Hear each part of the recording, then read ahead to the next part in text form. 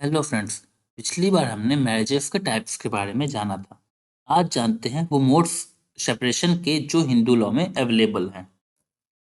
तो हिंदू लॉ में अगर देखा जाए तो सेपरेशन के दो मोड्स अवेलेबल है। पहला जुडिशियल सेपरेशन और दूसरा डाइवोर्स। जुडिशियल सेपरेशन जो है ये टेम्पररी सस्पेंशन है मैरिज का।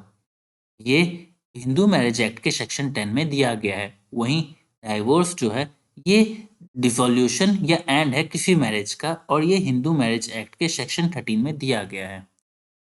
जो डिसोल्यूशन ऑफ मैरिज या फिर डाइवोर्स है वो मैरिज को टर्मिनेट कर देता है और कोई मैरिटल रिलेशनशिप नहीं बचता है हस्बैंड और वाइफ के बीच में।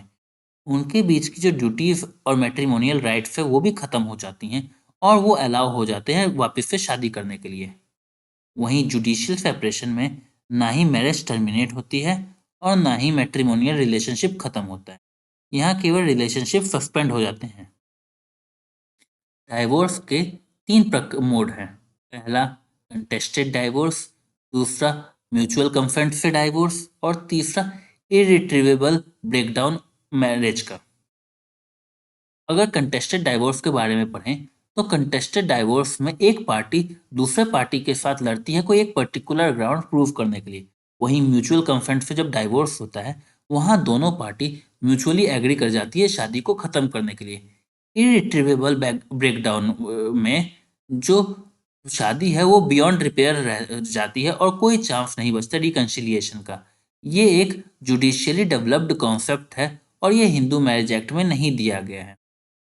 हिंदू मैरिज एक्ट के सेक्शन 14 के अंतर्गत कोई भी शादी का पिटीशन शादी के 1 साल के अंदर अंदर फाइल नहीं करा जा सकता है।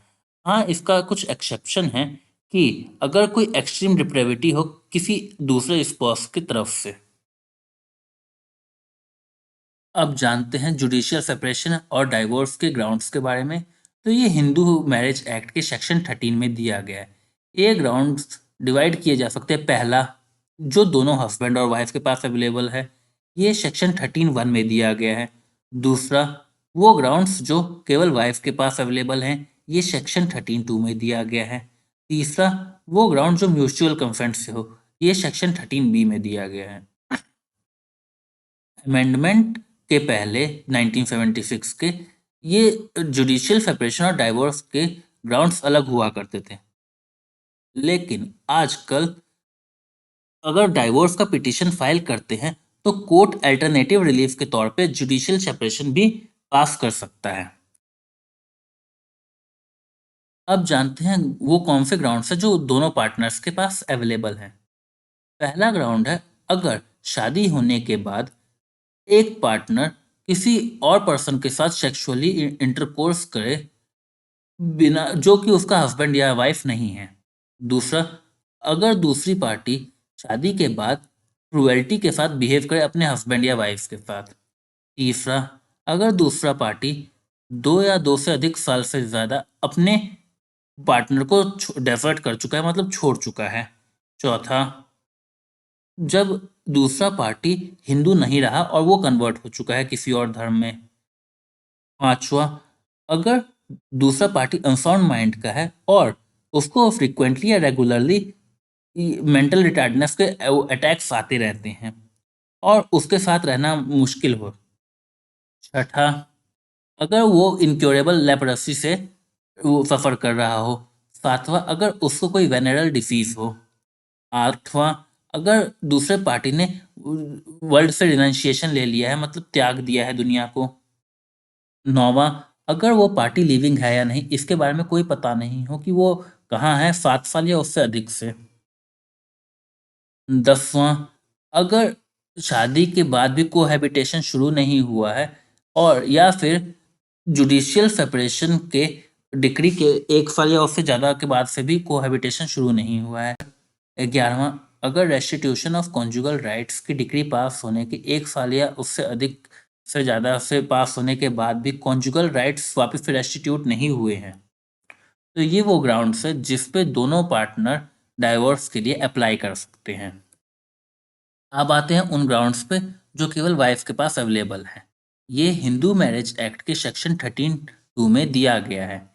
इन ग्राउंड्स में पहला है, ये मैरिज एक्ट पास होने से पहले अगर शादी सोलेमनाइज हो चुकी थी और उसके बाद हस्बैंड ने वापस से शादी कर ली है, जबकि उसकी पहली बीवी जीवित है और जब वो एप्लीकेशन फाइल कर रही है डाइवोर्स का उस वक्त। दूसरा, अगर मैरिज सोलमनाइजेशन के बाद जो हस्बैंड है वो रेप का, सोडोमी का या बेस्टियलिटी के लिए गिल्टी पाया जाता है। और जब कोई सूट सेक्शन 18 हिंदू एडॉप्शन और मेंटेनेंस एक्ट के या फिर कोई प्रोसीडिंग सेक्शन सीआरपीसी के सेक्शन 125 के अंतर्गत फाइल किया गया हो और कोर्ट ने ये डिक्री पास कर दिया हो कि हस्बैंड मेंटेनेंस पे करेगा वाइफ को, तब भी जब वो वाइफ अलग रह रही है और इस डिक्री के पास होने के बाद भी कोहैबिटेशन रिज्यूम नहीं हुआ है 1 साल या उससे अधिक के बाद से भी। और तीसरा है कि शादी 15 साल होने से पहले हो गई थी और 15 साल होने के बाद और 18 साल होने से पहले उसने मैरिज को रिप्यूडिएट कर दी है। तो ये वो ग्राउंड्स है जो केवल अवेलेबल हैं वाइफ के पास डाइवोर्स के लिए। अब आते हैं डाइवोर्स म्यूचुअल कंसेंट से। ये 1976 के अमेंडमेंट के बाद सेक्शन 13A के अंतर्गत ऐड किया गया था। ये तभी फाइल किए जा सकते हैं जब दोनों हस्बैंड और वाइफ 1 साल या उससे अधिक से अलग रह रहे हों, अगर वो इनकैपेबल हों एक साथ रहने के लिए, और तीसरा, अगर डाइवोर्स म्यूचुअली कंसेंट के साथ अप्लाई किया गया हो। जब पहली बार वो डाइवोर्स के लिए अप्लाई करते हैं म्यूचुअल कंसेंट से, उसको फर्स्ट मोशन माना जाता है। उसके बाद कोर्ट एक कूलिंग पीरियड के लिए वो डिक्री पास कर देता है जो कि 6 महीने के लिए होता है और उसमें दोनों पार्टी को एक अपॉर्चुनिटी दी जाती है कि वो अपना डिसीजन रिकंसिडर करें और अपने फैमिली फ्रेंड्स सबसे एडवाइस लें ताकि वो अपनी शादी बचा सकें। अगर 6 महीने बाद पार्टनर्स वापस से अप्लाई करते हैं डाइवोर्स के लिए कोर्ट में, तो उसको सेकंड मोशन कहा जाता है और सेकंड मोशन के बाद डाइवोर्स ग्रांट कर दिया जाता है। अब आते हैं इरिट्रीवेबल ब्रेकडाउन ऑफ मैरिज पे। तो ये जो ग्राउंड है डाइवोर्स का, ये हिंदू मैरिज एक्ट में अवेलेबल नहीं था, लेकिन सुप्रीम कोर्ट ने अपने आर्टिकल 142 का पावर इस्तेमाल करते हुए कंप्लीट जस्टिस देने के लिए इसको शुरू किया। लॉ कमीशन के 217 रिपोर्ट में भी ये रेकमेंड किया गया कि इस इरिट्रीवेबल ब्रेकडाउन को एक ग्राउंड बनाया जाए डाइवोर्स के लिए।